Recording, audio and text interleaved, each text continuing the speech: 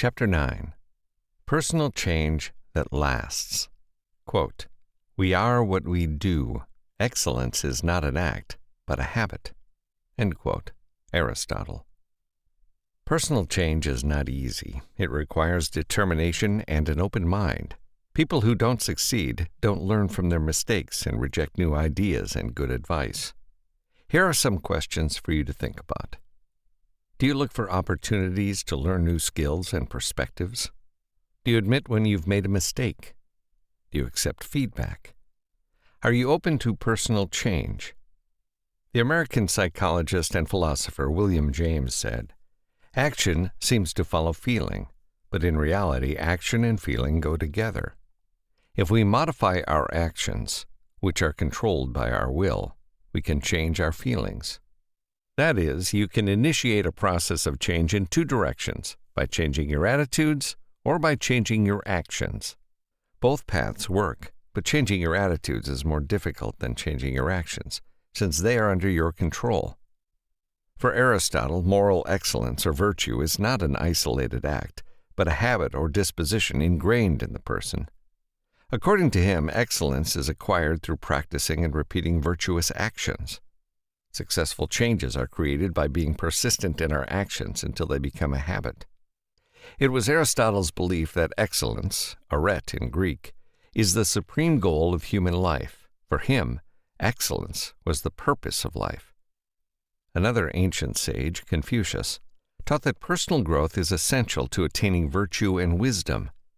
He believed in the importance of self-improvement through continuous learning and reflection on actions and decisions. According to Confucius, we must be willing to change our behavior and habits if they do not align with the path of virtue and righteousness. In short, for Confucius, change is a key tool to becoming virtuous and wise. He believed that to follow the path of virtue, one must change their behavior by practicing self-improvement and self-reflection.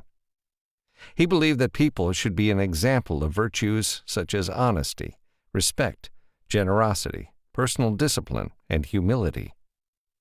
This requires individuals to examine their own thoughts and actions, and to try and lead a more ethical and conscious life.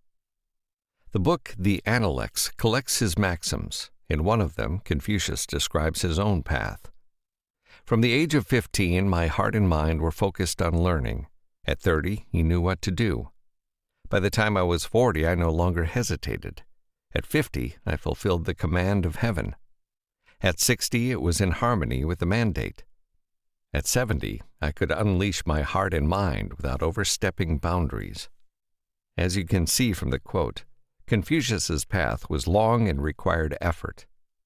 Only at the end of his life, after many years, had the path of virtue become a natural part of him, and he no longer needed to keep the virtues in mind, since they were now part of his character. According to Aristotle and Confucius, there are no magic recipes for becoming an excellent person. It is achieved through effort and persistence. To attain the full life, you will require the determination and persistence of the ancients mentioned. You know what happens with most New Year's resolutions. They are never kept. Good intentions are not enough. Jim Loehr and Tony Schwartz are two authors and consultants, known for their work on stress management, leadership development, and life skills. The two created The Energy Project, a global consultancy that uses the latest research in neuroscience and fosters resilience. In their book, The Power of Full Engagement, they gave the following ideas for success with personal change. 1. Energy is the key to excellence in everything we do: productivity, business running, social relationships, daily activities, self-care, among others. 2. Energy is renewable, but it is also limited and must be properly managed. 3. It is necessary to know how energy is distributed in our daily lives to balance work and rest. 4. We need to be more mindful of managing our energy. 5. Stress management is essential to managing mental and emotional energy appropriately. Their book concludes that gradual change is better than being overly ambitious, often leading to failure. It's best to look for small successes, as success feeds on itself. Be realistic with your goals and persistent. In the end, a lack of energy or willpower is one of the barriers to achieving your goal for change. Roy Baumeister is an American social psychologist known worldwide for researching willpower and decision-making in everyday life. His research is widely cited and used in the fields of psychology, health, and wellness. Baumeister is known for developing the concept of ego depletion, which states that willpower is a limited resource, and that its use tires the brain and diminishes when we undertake other tasks. Baumeister published a book entitled Willpower, in which he recounted his famous cookie experiment. Participants in the experiment were instructed to measure the time it would take them to complete the puzzle. However, the actual experiment took place in a waiting room. This room had a plate with cookies and another with radishes. The participants were divided into two groups. One was told not to touch the cookies, but could eat whatever radishes they wanted.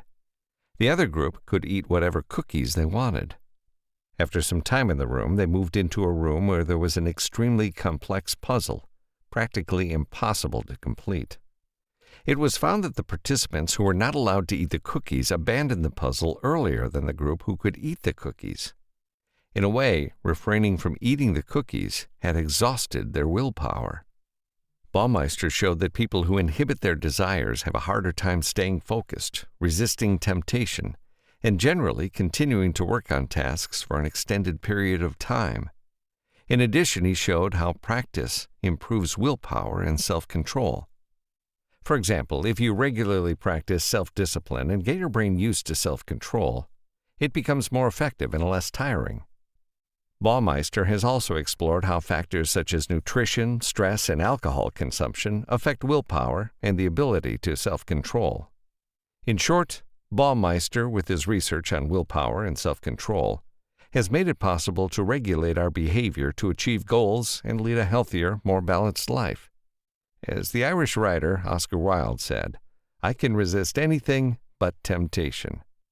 Baumeister helps us to resist temptation.